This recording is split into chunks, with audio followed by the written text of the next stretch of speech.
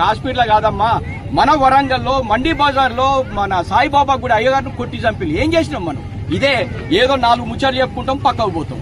తర్వాత మొన్న ఇంకొక అబ్బాయి పాపం, ఒక ముస్లిం అమ్మాయి అని తెలిసినా కూడా ఆమెకు ఉద్యోగం చూపెట్టాలని ఆ అమ్మాయిని తీసుకుపోయి ఉద్యోగానికి ఇస్తే వీడి అమ్మాయిని ఏమో చేస్తాడని ముస్లింస్ ఏం చేసినట్టు వాడిని ట్రాప్ చేసి వాడిని ఒక వ్యాన్లు వేసుకొని ఒక 2-3 రోజులు తిప్పి కొట్టి వాడిని వదిలిపెట్టిండ్రు.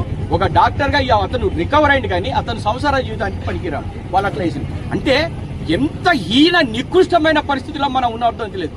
మనము బ్రతుకురా అంటే వాడు మన ఉనికి మీద దెబ్బతీస్తే మనం ఇంకెంతకాలం భరిస్తాం?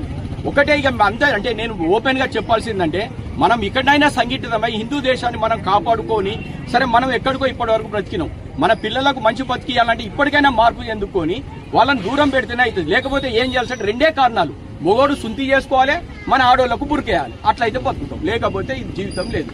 నిర్ణయం అనేది మీ చేతుల్లో.